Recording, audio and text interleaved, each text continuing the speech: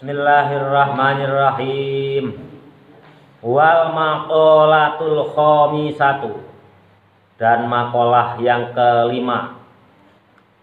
An Aliyin radhiyallahu anhu, dari Sayyidina Ali radhiya, semoga meridhai Allah anhu, kepada Sayyidina Ali.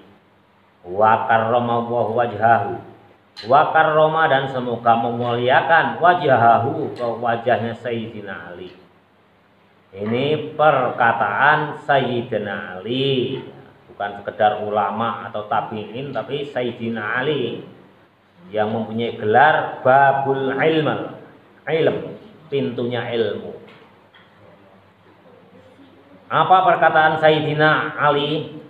Inna min na'imid dunya yakfi kal islamu ni'matan wa inna minas suhli yakfi ka ta'atu suhla.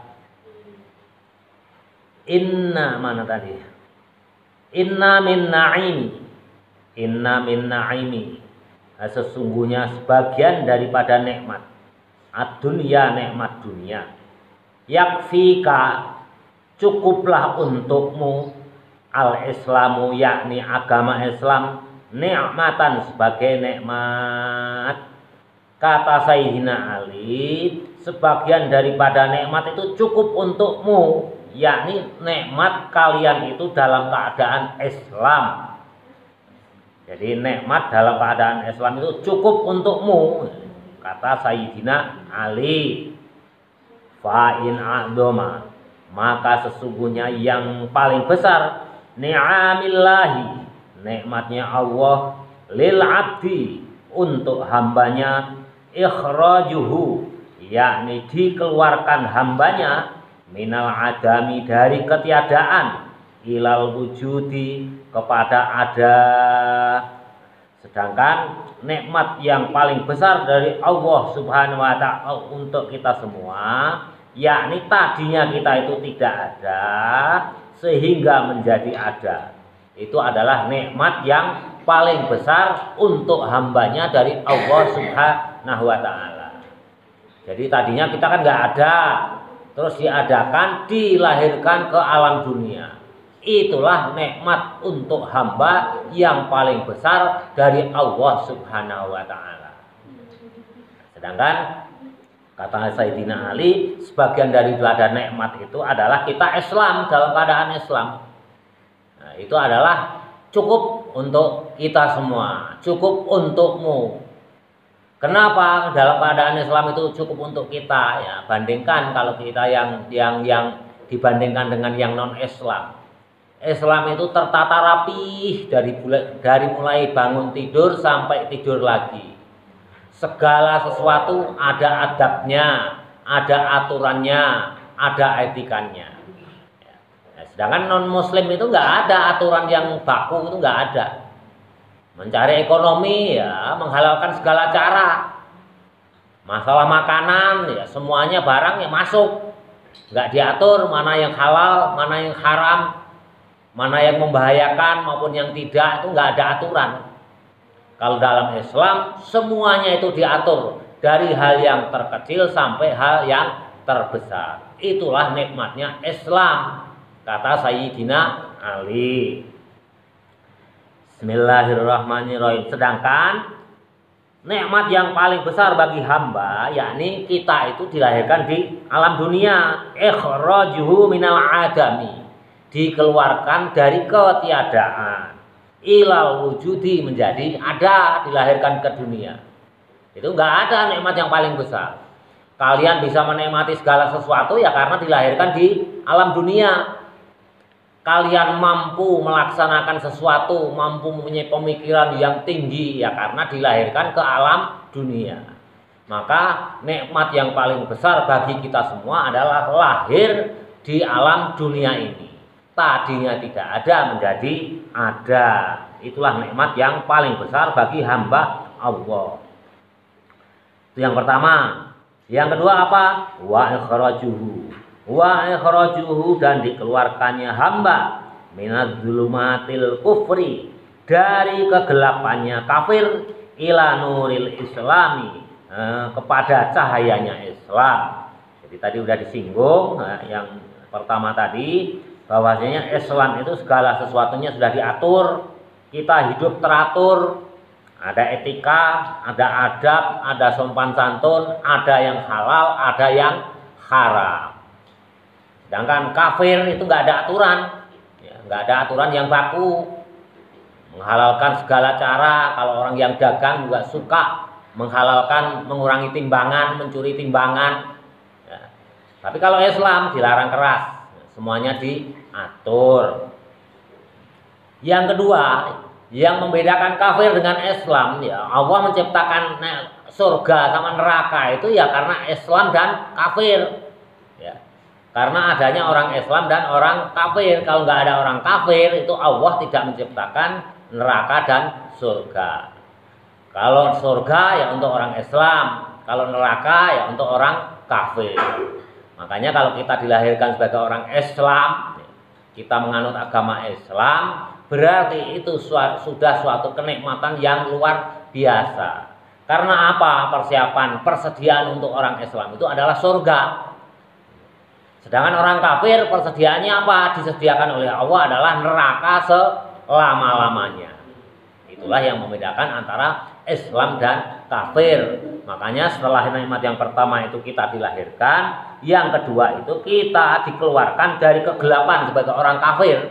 Artinya dari ahli neraka ila nuril islami, menjadi ahli surga. Wa inna minas suhuli, dan sesungguhnya sebagian daripada kesibukan, yakfika, cukuplah untuk kamu, at-ta'atu, ta'at, suhlan, sebagai kesibukan. Nah, sedangkan untuk kesibukan orang Islam itu yang paling utama adalah taat kepada Allah. Cukuplah bagimu itu kesibukan itu taat kepada Allah. Artinya apa? Segala sesuatu harus didasari taat kepada Allah. Kalau kita kerja ya taat kepada Allah. Artinya harus jujur, harus disiplin. Nah, sebagai murid, sebagai santri kalau belajar ya harus disiplin. Nah, harus kerja keras. Itulah taat kepada Allah. Artinya apa? Melaksanakan semua perintah Allah dan menjauhi semua larangannya Allah. Jadi cukup untukmu, ya, kesibukan itu ya taat kepada Allah. Bukannya nggak boleh kita kerja sibuk sekali, itu bukan. Sibuk itu karena taat. Sibuk itu karena taat kepada Allah. Mencari harta, bagi yang sudah rumah tangga ya tentunya untuk anak istrinya.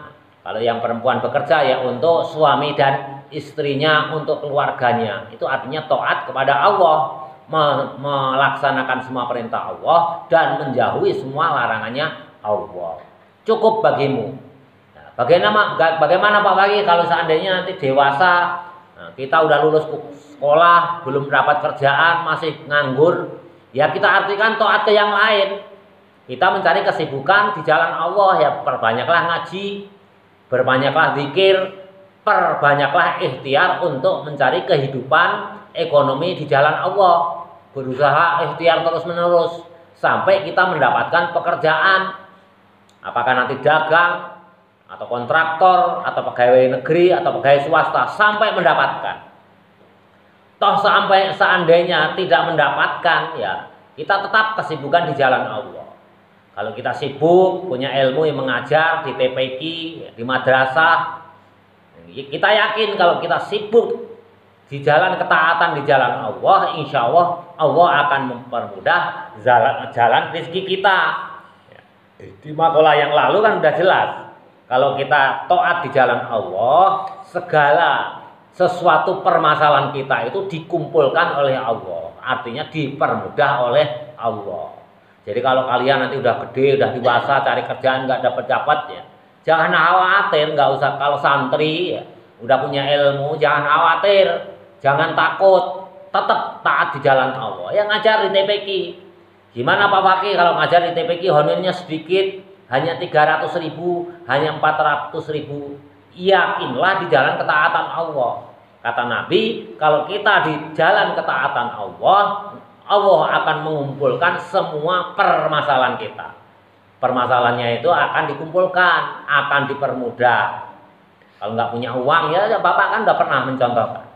Bapak itu nggak ngimpi umroh banyak, biayanya juga besar. Tahu-tahu umroh, nggak ngimpi untuk ziarah haji. Tahu-tahu daftar haji, tinggal berangkatnya.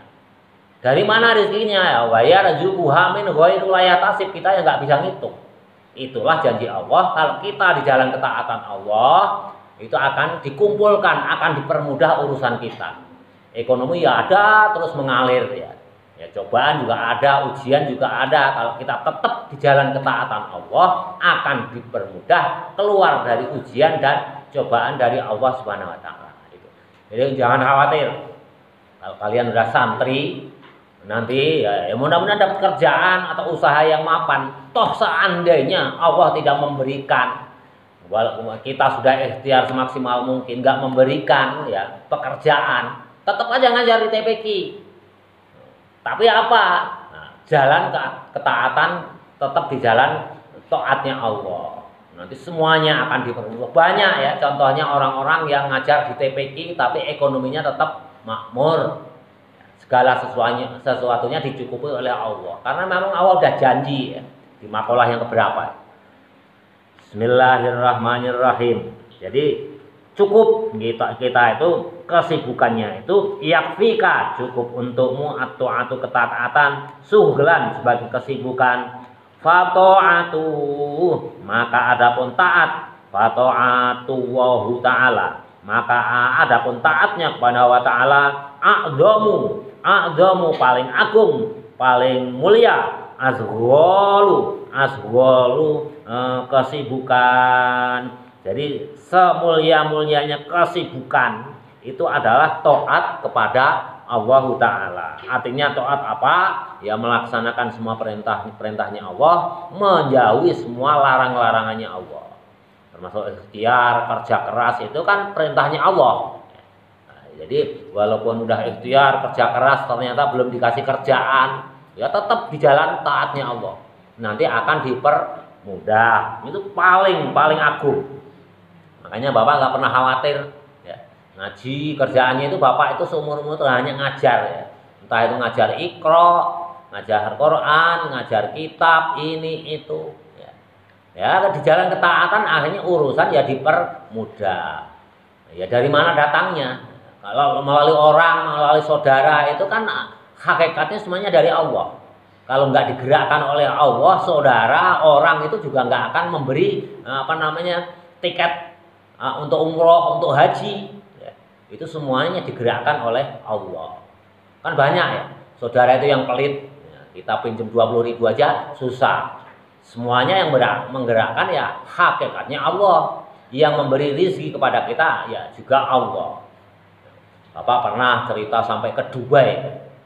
Itu siapa ya yang lahiriannya yang memberi ya orang lain atau saudara, tapi hakikatnya yang memberi juga Allah. Padahal ke Dubai ya, bangunan paling tinggi di dunia itu kan nggak cukup biaya sedikit ya. Tahu-tahu bisa berangkat ke sana. Ya, tahu-tahu sudah bisa daftar haji, tinggal nunggu kapan berangkatnya.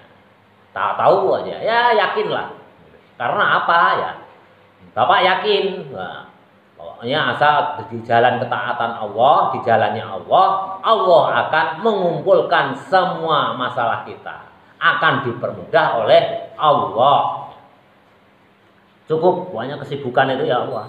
Belum ada kerjaan ya zikir, ngaji, zikir sambil ikhtiar kerja keras. Caranya begitu. Bismillahirrahmanirrahim. Wa inna minal ibrota, dan sesungguhnya contoh al-ibrota artinya nasihat, yakfika cukup bagimu, al mautu mati, ibrota sebagai contohnya. Contoh itu ya cukup bagimu, ibroh itu contoh yang baik. Udah nggak usah jauh-jauh, ingat mati. Jadi contoh itu yang paling hebat di dunia ini adalah mati. Sedikdaya apapun, sehebat apapun orang, sekaya apapun orang, hartanya banyak, ujung-ujungnya mati. Yang kaya mau yang miskin tetap mati, sama-sama mati. Nanti yang membedakan adalah ketakwaan kita, amal soleh kita. Untuk apa kalau punya harta banyak, tapi hartanya tidak di jalan yang benar, tidak untuk kemaslahatan umat, ya. Bukan untuk lillahi kalimatillah. Ya, lebih baik kita miskin harta tapi tinggi daripada amal ketaatan kepada Allah Subhanahu wa taala. Apalagi kaya raya dan taat kepada Allah, itu yang paling bagus, ya. Jadi cukup contoh itu mati. Fa innal mauta, maka sesungguhnya mati, akbarul mawa'id, adalah nasihat yang paling besar, linnasi, bagi manusia. Jadi nasihat yang paling top markot ya kematian. Dulu Pak Harto jadi presiden berapa tahun? 32 tahun. Toh akhirnya juga meninggal, akhirnya juga mati. Yang rakyat kecil juga mati, sama matinya. Nanti yang membedakan bekal kita ya ketakwaan kita kepada Allah Subhanahu wa taala, yakni amal baik kita. Bismillahirrahmanirrahim.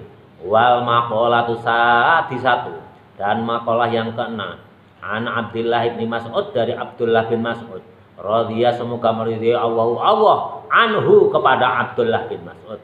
Kamin mustadraji, kamin mustadraji, bagaimanakah sebagian daripada istidraj, berapa banyakkah sebagian daripada istidraj? Tahu nggak istidraj? Istidraj kalau mukjizat Nabi, kalau irhas anak kecil, kalau aulia wali karomah. Kalau istidraj apa?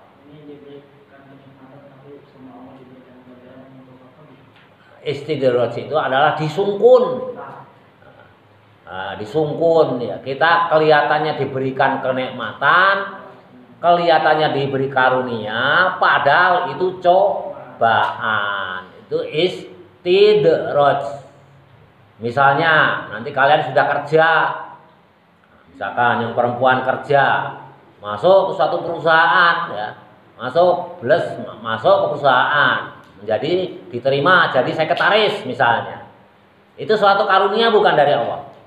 Karunia, wah, orang kampung tiba-tiba menjadi sekretarisnya direktur. Hati-hati. Kalau kalian nggak hati-hati nanti berkembang menjadi istidraj. Karena cantik, sekretarisnya cantik, disayangi oleh direktur, akhirnya diselingkuhi oleh direktur. Ya, padahal direkturnya sudah punya istri. Begitu diselingkuhi, ditinggal oleh direktur. Nah, dia terlanjur punya anak. Sengsara enggak ujung-ujungnya? Sengsara. Itu namanya istidraj. Istidraj. Jadi kalau istilah bahasa Sundanya apa? Sungkun. Kalau bahasa Jawanya itu dilulu oleh Allah, itu dilulu. Dilulu atau disungkun kalau orang Sunda. Tahu nggak disungkun? Masa nggak tahu? Disungkun. Misalkan kalian pamit ke orang tua kalian, "Mah, Pak, saya pengen main, pengen ini." Ya udah sana, udah dilarang susah ya, kalian tetap ingin main terus. Ya udah sana main, nanti nggak usah pulang, main aja terus 3 hari 3 malam. Itu namanya disungkur. Kelihatannya disuruh, hakikatnya mamah kamu itu melarang dengan kemarahan yang sangat luar biasa. Tahu? Bahasanya udah kalau tengah dengek mama ya, kalau nggak dengar omongan mama, udah kamu pergi sana main, udah 3 hari 3 malam nggak usah pulang. Nah, itu namanya disungkun. Ya. Istidraj. Ya, kalau bahasa agama, bahasanya Allah itu disebut istidraj. Kelihatannya diberikan izin karunia untuk main oleh mama, oleh orang tua, tapi hakikatnya orang tua kalian itu marah besar. Antara hati dan lesannya itu tidak sama. Kelihatannya kalian disuruh main, diizinkan main, hakikatnya dilarang dengan amarah yang sangat besar. Udah kalau gitu saya izinin, kata mama itu.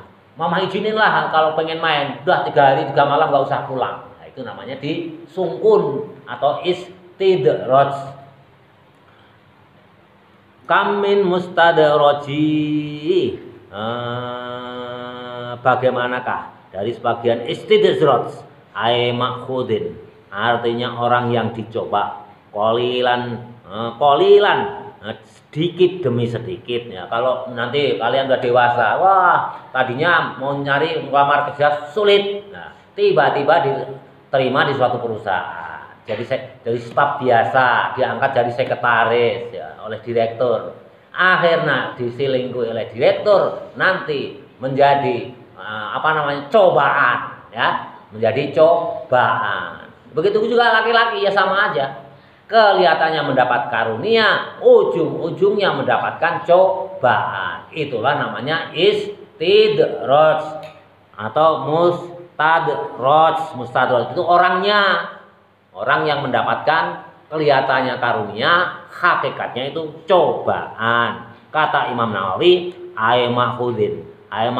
artinya mendapatkan cobaan, kolilan dikit demi sedikit, bin nikmati dengan nikmat, biiksariha dengan banyaknya nikmatnya ya, dikit demi sedikit, yang kasih nikmat sedikit ditumpuk menjadi banyak.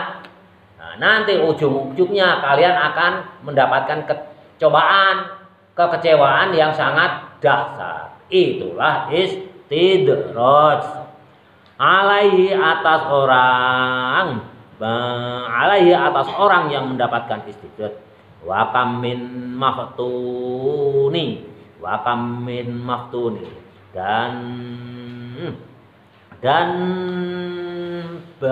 berapa banyakkah dan berapakah sebagian dari orang yang mendapatkan fitnah, ay mumtahani, atau dicoba, bil balai dengan cobaan. Ada juga orang yang mendapatkan fitnah dari cobaan, bisanai dengan dipuji, au bikasratis sana'in nasi, atau banyaknya pujian manusia, alaihi atas orang tadi. Jadi ada orang itu mendapatkan fitnah, tidak sedikit ya orang yang mendapatkan fitnah itu dari banyaknya dipuji oleh sesama manusia. Orang misalkan ada ya kemarin itu ya penyanyi perempuan, ya, Bapak nggak usah sebutkan namanya, yang solawatan itu ya, yang solawatan biasanya nyanyi solawatan itu. Nah, ingat nggak? Nah, itu wow udah terkenal sekali ya, terkenal sekali. Nah, itu mendapatkan fitnah, terkenal sekali, akhirnya apa? Tidak kuat mendapatkan pujian. Kan fansnya udah banyak. Fannya udah banyak, penggemarnya udah banyak, di Instagram, di YouTube, followernya udah banyak sekali, dipuja sesama manusia. Akhirnya nggak kuat, dicoba oleh Allah, dia selingkuh dengan pemain keyboard, padahal pemain keyboard itu sudah punya istri. Akhirnya apa? Penyanyi tersebut yang suka baca sholawatan itu akhirnya menyebabkan rumah tangga orang lain bubar, ya. Istrinya minta cerai, yang istrinya pemain keyboard itu. Pernah dengar nggak? Nah, itu akhirnya apa sekarang? Followernya berkurang, sekarang jatuh nyungsep. Itu karena nggak kuat mendapatkan pujian, ya. Nggak kuat mendapatkan pujian dari manusia, akhirnya lalai, suami orang direbut, akhirnya nyungsep. Na'udzubillahi min dzalik. Jadi jangan sekali-kali kalian, makanya dipuji orang itu udahlah, kalian jangan seneng, harusnya benci. Kalau ada orang yang membenci padamu, harusnya kalian itu benci. Saya nggak butuh pujian. Kalau terlena ya kayak penyanyi perempuan itu, ya, yang selingkuh dengan pemain keyboardnya, menyebabkan rumah tangga pemain keyboard dengan istrinya itu berantakan. Itu akhirnya followernya hilang. Sekarang nyungsep, sekarang sudah nggak terdengar namanya lagi. Banyak kan, ya, artis-artis entah itu yang agama Islam yang fanatik, ya, karena apa? Ada orang yang anaknya pendangdut yang sangat terkenal, dia juga sudah terkena narkoba, ya. narkoba. Akhirnya apa? Nyungsep. Sekarang nggak laku. Nggak laku. Ada suami istri ya, dia dicoba puja-puji, dipuji oleh manusia, followernya banyak, menyiksa istrinya. Akhirnya tidak boleh tampil di TV. Ada nggak? Yang apa istrinya penyanyi dangdut itu terkenal, ya kan dilarang, hati-hati karena nggak kuat mendapatkan puja-puji sesama manusia. Makanya kalau santri itu kalian hendaknya kalau dipuji itu jangan bangga. Bapak itu masa bodoh, ada yang muji atau enggak, masa bodoh, enggak butuh pujian. Kalau ada orang yang mencaci maki bapak, masa bodoh. Kalau dicaci maki malah mengurangi dosa kita, ya. Jadi nggak enaknya. Jadi ulama yang terkenal juga apa namanya bebannya juga berat. Ya. Bebannya berat. Kalau dia nggak kuat pujian, akhirnya kayak Bal'am. Pernah kan atau Balhum atau Bal'am. Tengkorak aja dicolok sampai apa telinganya, ya orang bilang mati jadi tengkorak. Masukin itu sama tongkatnya, bisa diajak bicara. Tapi akhirnya apa? Su'ul khotimah. Ya, diuji oleh Allah, dia selingkuh sama jin, sama iblis. Ya, iblis para perempuan, akhirnya su'ul khotimah. Ada lagi Sa'labah, sahabat Rasul, nggak kuat dengan apa namanya diuji dengan harta benda. Ya, akhirnya apa? Menjadi su'ul khotimah. Banyak ya contoh-contoh itu. Dari sahabat Nabi sampai penyanyi, ya, sampai penyanyi sholawatan, sampai penyanyi dangdut pun ada contohnya. Hati-hati kalau kalian dipuji itu hati-hati, jangan berbangga diri. Bismillahirrahmanirrahim. Bitsanai ay mumtahani artinya diuji, bil balai dengan cobaan. Bitsanai dengan pujian, ay bikasrotis sana'in nasi artinya banyaknya pujian dari manusia. Alaihi atas orang yang istidrot tadi, wa kam mim maghrurin dan berapa banyak sebagian dari orang yang tertipu. Orang yang tertipu, ay mutmainin artinya tenang-tenang saja. Tentram qalbuhu hatinya orang yang istidrot tadi fit dunya di dunia. Ya, ada orang koruptor tenang-tenang saja dia menikmati hasil korupsinya, itu namanya tenang-tenang saja. Itu artinya apa? Artinya tertipu, maghrurin tertipu, mutmainin qalbuhu hatinya tenang-tenang saja. Karena apa? Belum ketahuan. Ada orang yang ahli narkoba tenang-tenang saja kelihatannya, ya. Banyak ya contohnya biasanya artis ya, artis. Ada yang kemarin itu siapa? Yang lagi heboh. Pimpinan suatu partai besar, ya. Pimpinan suatu partai politik besar ketahuan ada fotonya ya, diduga itu ada fotonya itu.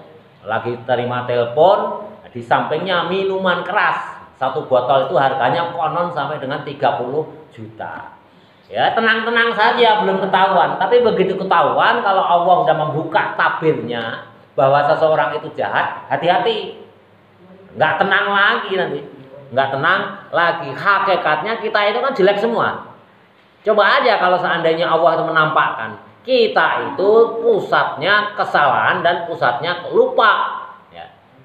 Kan gitu sabda Nabi. Innal insana mahalul khata' wan nisyan. Jadi jeleknya itu kalau dibuka oleh Allah kita itu wah udahlah banyak jeleknya daripada baiknya. Tapi kalau belum ketahuan ya kelihatannya tenang-tenang saja. Sama aja entah itu ulama atau siapapun ya, sama aja hati-hati. Kelihatannya itu baik-baik saja. Kelihatannya itu saja ustaz, kelihatannya aja ajengan. Tidak sedikit kalau sudah terbuka, banyak ustadz, banyak ajengan yang menggoda santri perempuannya. Sering kan kalian dengar? Ya, hati-hati.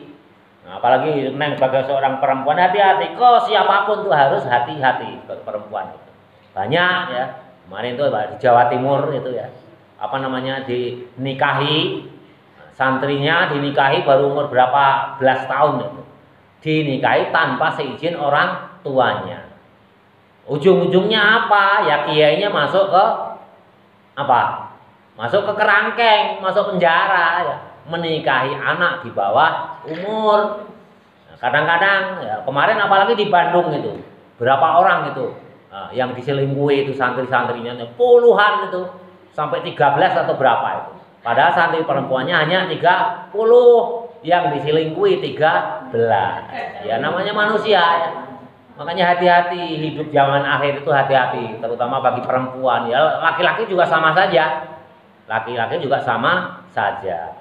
Hati-hati, kalau kena fitnah itu udahlah. Sama seperti penyanyi yang Bapak sebutkan tadi, kalian udah tahu ya. Ya, udah tahu. Nah, itu sekarang udah nyungsep, penggemarnya sudah nggak ada, sudah nggak pernah diundang lagi, udah jarang lah. Jatuh. Bismillahirrahmanirrahim. Wa kam min maghrurin, dan berapakah banyak sebagian orang yang tertipu, ay mutmainin, artinya tenang-tenang saja, qalbuhu, hatinya orang yang tertipu, fid dunya, di dalam dunia, wa ghafilin, mereka itu dalam keadaan lupa. Ya orang yang maghrur tadi, ketipu, yang tenang-tenang tadi, wa ghafilin, dan mereka itu dalam keadaan lalai anil akhirati, dari urusan akhirat, bisatri, dengan ditutup, bisatarillahi, artinya dengan ditutup oleh Allah, uyubahu, aibnya orang yang maghrur tadi, yang ketipu tadi, karena masih ditutup oleh Allah, mereka itu padahal sedang ghafilin itu lalai tentang urusan akhirat. Ya, akhirnya apa? Begitu terbuka, nanti dia tidak bisa mutmainin lagi, tidak bisa tenang-tenang lagi. Kayak koruptor itu ya, yang kelas kakap itu. Ya, koruptor itu kalau belum ketahuan ya tenang-tenang saja, menikmati hartanya untuk kesana kemari, ya, untuk beli barang-barang mewah, untuk beli mobil mewah. Ada ya yang gubernur yang daerah mana itu? Maluku, yang sekarang lagi disidang itu. Sampai dia punya gadis simpanan itu sampai dengan 30 berapa itu? 33 atau 34 orang. Wow, padahal namanya Islami itu, Islam banget. Ya, Islam banget. Dia ada mahasiswa dikasih uang sekian miliar, dia ajak tidur di hotel. Itu namanya ghafilin, lupa. Kalau nggak ketahuan ya tenang-tenang saja, tapi begitu ketahuan ya, di sidang KPK ya, sekarang jadi pesakitan, sakit-sakitan, hartanya ludes habis. Nah, nanti disita oleh negara, dimusuhi oleh keluarganya, dimusuhi oleh rakyatnya ya. Nah, kalau udah ketahuan nggak bisa tenang-tenang saja. Dia sengsara. Begitu juga kemarin ada ya, yang kasus yang paling heboh itu yang polisi membunuh polisi itu ya. Sekarang juga masuk penjara. Jabatannya berbintang, ya, di pundaknya bintang, akhirnya hilang semuanya, sirna semuanya. Itulah kalau Allah sudah berkehendak, tabirnya ya, tutup kejahatannya itu dibuka. Wah, udah nggak terbendung. Yang tadinya dipuja-puji oleh manusia, akhirnya dia diledek, dihina, direndahkan oleh manusia yang lainnya. Nah, makanya hati-hati, kalian jangan sampai lalai ghafilin minal amril akhirah. Jadi urusan akhirat itu jangan sampai kalian lalaikan. Hati-hati, terutama yang perempuan, ke siapapun. Nah, zaman akhir ini udah, ya zaman akhir. Zaman akhir itu ya udah, zaman akhir itu udah segala sesuatunya itu yang menurut akal sehat nggak mungkin terjadi. Kalau kalian nggak hati-hati ya terjebak, bisa terjadi ya, seperti di Bandung ya, beberapa tahun yang lalu santri perempuannya aja ada kurang lebih 30, yang dicabulin kurang lebih ada 13 atau 15, bahkan ada yang sampai punya anak ya. Alhamdulillah, perempuan itu harus bisa jaga diri ya. zaman akhir itu hati-hati. Laki-laki juga sama, ya. Biasanya biang keroknya itu laki-laki. Enggak kuat punya uang banyak sedikit sudah pengennya kemana-mana.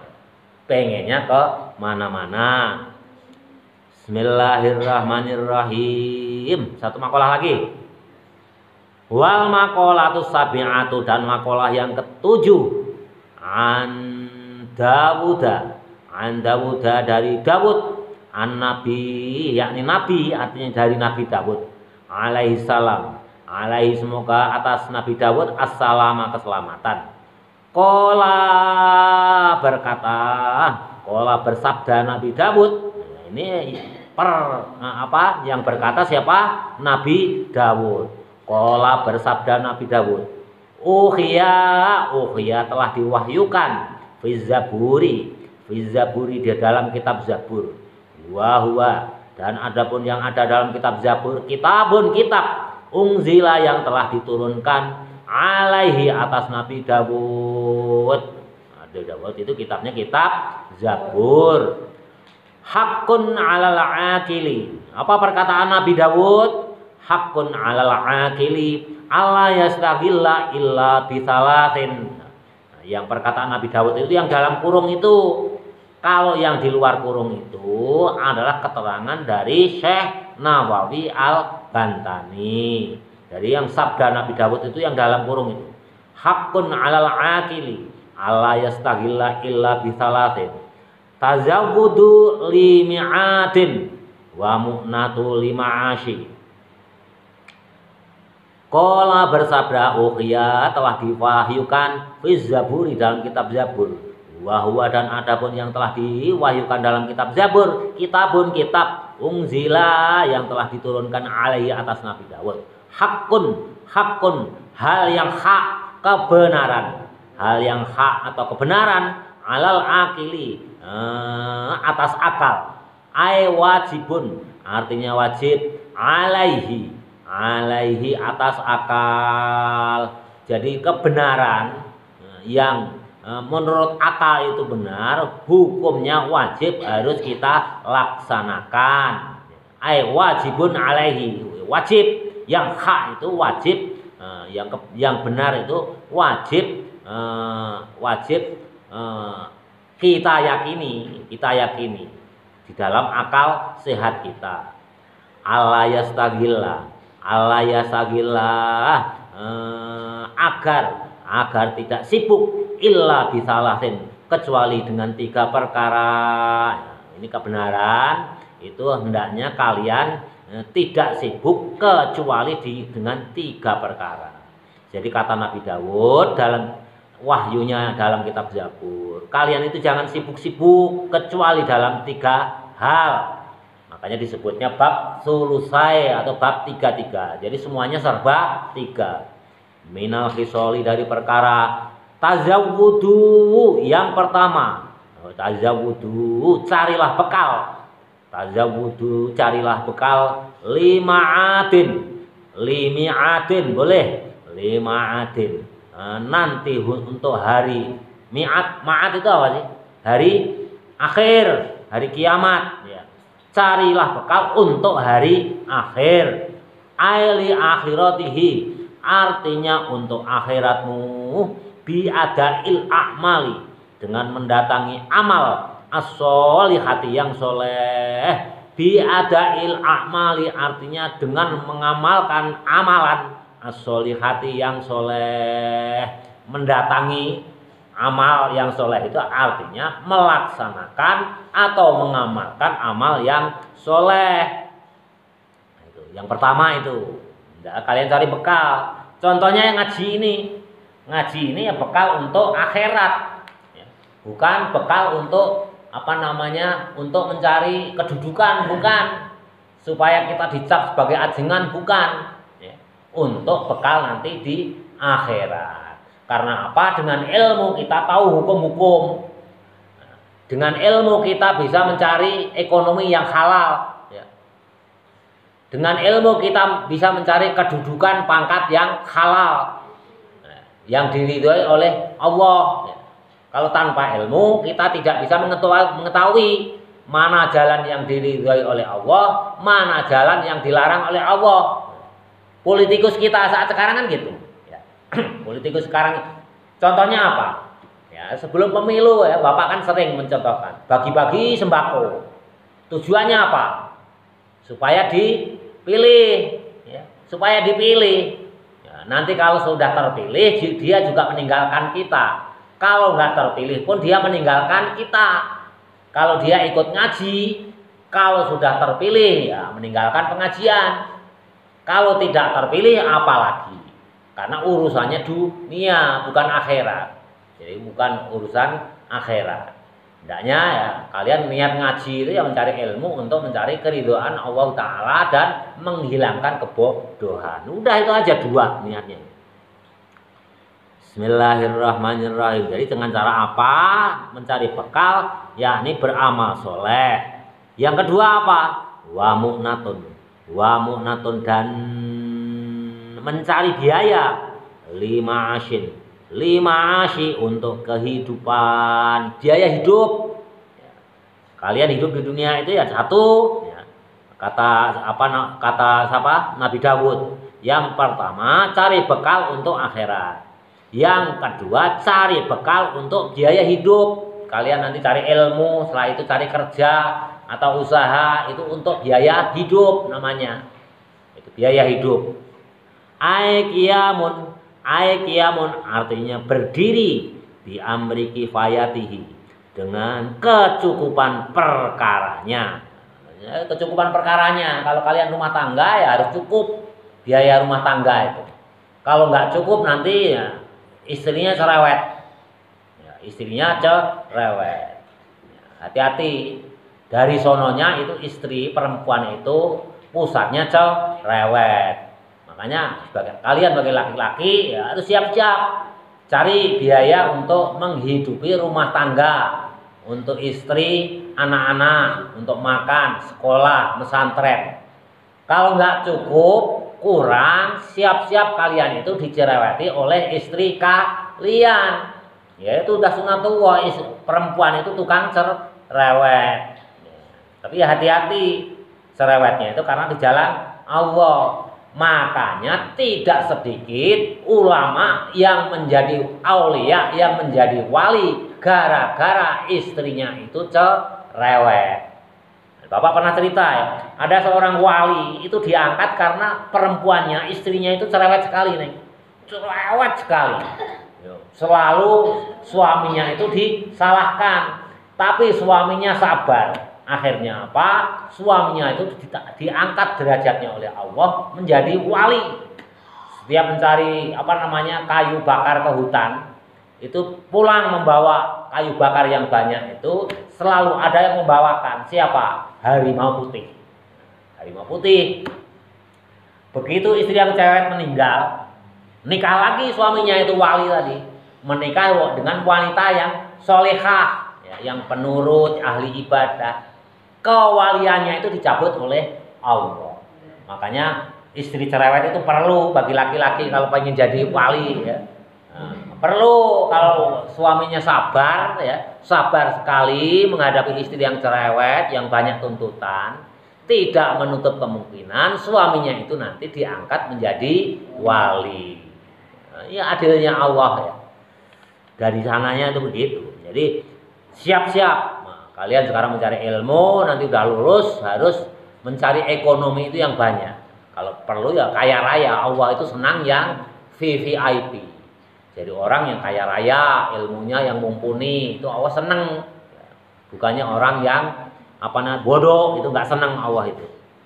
Bismillahirrahmanirrahim. Jadi aikiamun artinya berdiri bi amri kifayatihi, dengan mencukupkan perkaranya, yakni mencari biaya untuk kehidupan, wasaunihi dan menjaga orang yang mencari biaya kehidupan tadi. Wa fi ibaratin. Jadi kalau udah dapat ekonomi, dapat gaji ya dijaga. Suami istri saling menjaga. Jangan sampai besar pasak daripada tiang. gajinya hanya 4 juta, pengeluarannya 4,5 juta. Akhirnya yang 500 ngutang. Kemana? Ke pinjol, pinjaman online yang sekarang mudah kan. Punya kakak, punya KPP, pinjam ke pinjol, wah langsung dikasih, nggak usah nunggu lama-lama. Akhirnya apa? Terbelit hutang, nggak bisa bayar, diteror. Itu canggih orang pinjol itu ya. Itu sampai telepon orang tuamu, telepon temenmu. Kalau kalian kerja di kantor itu semua teman kantormu itu teleponnya bisa disadap. Kalian akhirnya diumumkan, oh si A itu ngutang nggak bayar, semua temenmu, saudaramu itu tahu semua. Kalau yang nggak kuat ujung-ujungnya apa? Gantung diri, diteror itu. Mending kalau hanya ditagih biasa. Hati-hati, nanti kalian dewasa jangan suka pinjem di pinjol. Kalau mau pinjam terpaksanya ya di bank yang resmi.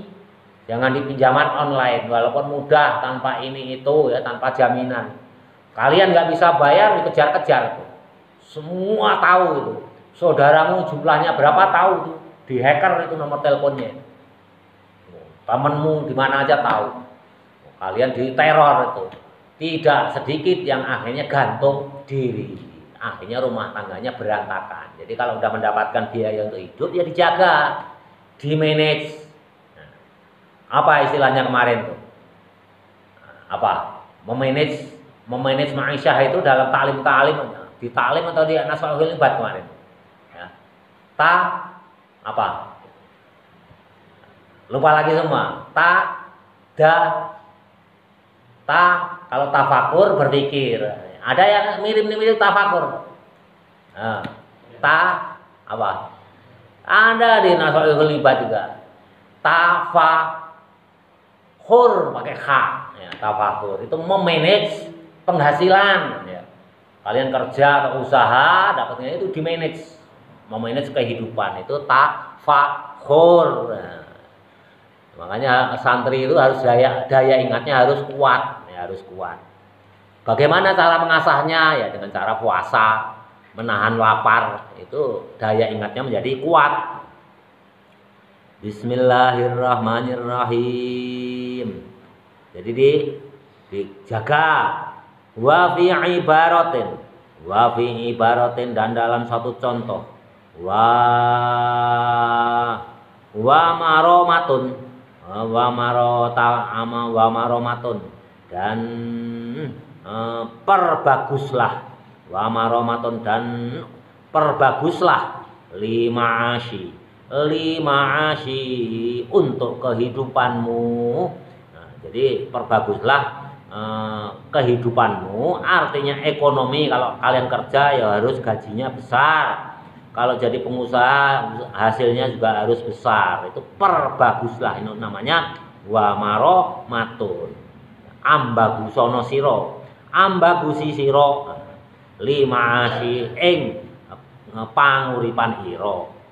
Bi fathil mimi dengan dibaca fathah mimnya, warroi dan rohnya, wa maro wa tasdidil mimi dan tasdid mimnya, wa marromatun wa tasdidil mimi dan dibaca tasdid mimnya, wa marommatun ai islahihi artinya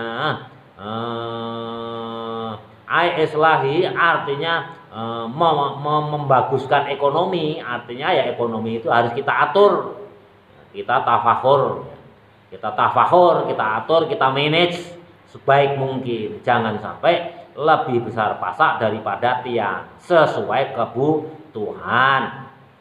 Terus yang ketiga apa? Wa tolabu lazatin, wa tolabu dan mencari lazatin kesenangan, kelezatan, bi halalin dengan cara jalan yang halal. Nah, kalau kalian sudah bisa menyibukkan diri dengan cara mencari bekal untuk akhirat, mencari bekal untuk ma'isyah kehidupan, kata Nabi Daud yang terakhir itu, hendaklah kalian mencari kesenangan tapi dengan cara yang halal. Jangan sampai mencari kesenangan itu dengan jalan yang haram. Ya. Kalau jadi pejabat jangan korupsi. Kalau kalian jadi pengusaha kaya raya, uangnya banyak, Ya kalau pengen perempuan lagi jangan berzina, mending kawin lagi, satu kurang ya dua, dua kurang tiga, tiga kurang ya empat. Boleh kan laki-laki? Kalau perempuan nggak boleh. Kalau perempuan itu nggak boleh poliandri ya. Kalau lakinya perempuannya satu, lakinya empat boleh nggak boleh. Kenapa? Ya, logikanya kalau nanti nikah bapaknya siapa? Perempuannya satu misalkan. Nah, perempuannya satu, bapaknya empat. Kalian tahu nggak bapaknya siapa? Yang jadi yang mana? Tapi kalau laki-laki satu, perempuannya empat, jelas keempat-empatnya itu jelas. Bapaknya siapa, anaknya itu jelas. Oh si fulan. Istrinya empat itu bapaknya jelas oh si fulan. Tapi kalau poliandri kenapa di Islam itu nggak boleh? Ya nggak jelas. Ya dua aja. Nanti bapaknya siapa nih? Masa satu perempuan? Ada nggak yang poliandri? Ada banyak. Ya terutama di India sana ada seorang perempuan satu, laki-lakinya itu 9. Ada. Semuanya punya anak. Tapi anaknya siapa nggak jelas. Bapaknya siapa itu nggak jelas. Ya, tidak jelas. Makanya poliandri itu nggak boleh. Di jalan yang halal. Ya, di jalan yang halal. Misalkan ya, kalian cari kesenangan, ngobrol. Ngobrol kan meninggalkan barang yang haram, ya. Daripada berbuat maksiat ya mending ngobrol. Itu meninggalkan yang haram. Nah, kalian di jalan mencari kesenangan boleh. Ajak piknik. Kalian udah menumpuk harta, usaha, hartanya banyak. Ya keluargamu diajak piknik boleh. Kata siapa? Kata Nabi Dawud dalam kitab Zabur. Dalam kitab Zaburnya itu membolehkan. Ya. Kalau uangnya udah banyak, makan yang enak-enak. Makan yang enak-enak. Yang penting di jalan yang halal. Daripada kalian makan di kafe dengan wanita panggilan, ya, mending makan enak-enak dengan anak istri, piknik, ya, piknik. Ya. Kalau di kafe dengan orang lain, dengan perempuan lain, dengan laki-laki lain, ya itulah jalan yang haram. Uangnya juga dari jalan-jalan yang halal. Jadi boleh bersenang-senang, segala sesuatu itu boleh, tapi jangan sampai israf. Jangan sampai berlebihan. Itu boleh. Fa'in kasbal halali, fa'inna kasbal halali, maka sesungguhnya usaha yang halal wajibun, hukumnya wajib. Jadi usaha yang halal itu hukumnya wajib. Nanti membelanjakannya di jalan yang halal juga hukumnya wajib. Apakah ada Pak Fakih membelanjakan di jalan yang haram? Ya banyak. Kalian udah mati-matian kerja, ya misalkan di Pertamina gaji 50 juta. Karena banyak uang akhirnya pergi ke nightclub. Artinya apa? Sumber uangnya halal, membelanjakannya haram. Nah, itu juga tidak boleh. Tidak boleh. Kalian membelanjakan harus juga jalan yang halal. Ini kalau halal haram jalan yang di jalan yang halal ya. Artinya kalian mencari kesenangan di jalan halal ini panjang sekali ya, panjang sekali. Contohnya juga banyak sekali.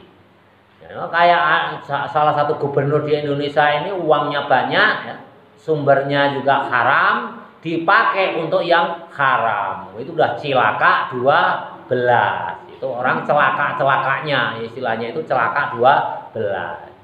Kadang-kadang ada orang pendapatannya itu halal dibelanjakan di barang yang di jalan yang haram. Misalkan untuk zina, untuk judi, untuk minuman-minuman keras. Padahal uangnya uang halal dari gaji misalkan. Tapi begitu juga kalau kalian mencari barang sumbernya haram, ya, sumber uangnya haram dibelanjakan yang halal juga nggak boleh, pasti tertolak. Hasil judi, hasil korupsi, hasil mencuri, dipakai naik haji atau umroh, nah, kan lucu ya. Nah, atau kalian mencuri, ya atau si fulan mencuri uangnya untuk beli mengkena.